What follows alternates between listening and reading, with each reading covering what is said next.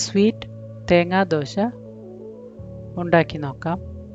ഇതിനാവശ്യമായ സാധനങ്ങൾ: ഒരു അര കപ്പ് തേങ്ങ ഒരു പാത്രത്തിലെടുക്കണം.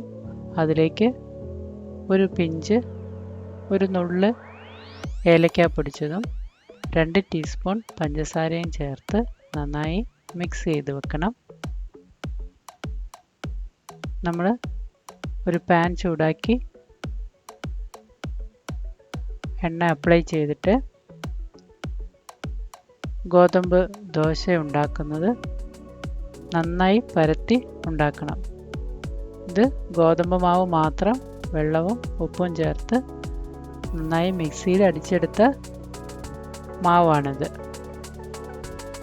ഇത് വേണമെങ്കിൽ ഒരല്പം എണ്ണ അതിലേക്ക് ഒഴിക്കാവുന്നതാണ്.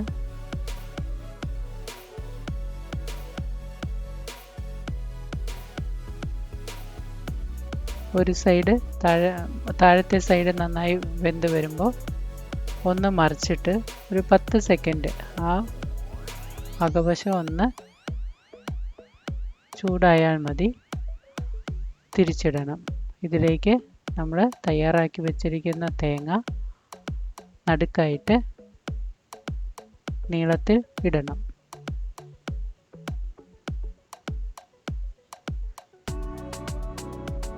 ആവശ്യത്തിന് തേങ്ങ ഇട്ട് കഴിഞ്ഞതിന് ശേഷം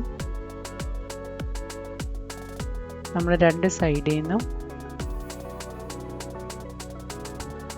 ഈ ദോശയുടെ അറ്റം രണ്ടും മടക്കി ഈ തേങ്ങയുടെ മുകളിലേക്ക് മടക്കും.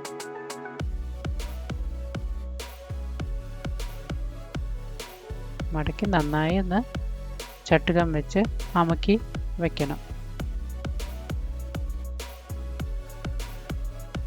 ഇപ്പോൾ തീ ലോ ഫ്ലെയിമിൽ വെച്ചാൽ മതി.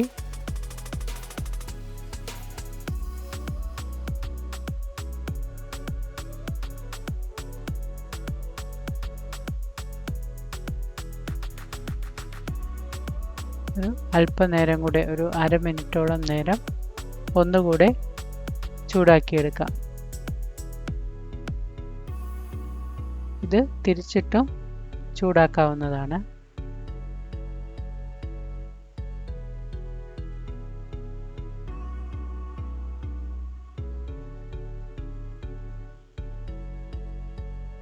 ഇനി നമുക്കിതിനെ ഒരു പാത്രത്തിലേക്ക് മാറ്റി വയ്ക്കാം. നമ്മുടെ മധുരമുള്ള തേങ്ങ ഗോതമ്പ് ദോശ റെഡിയായിരിക്കുകയാണ്. Thank you for watching.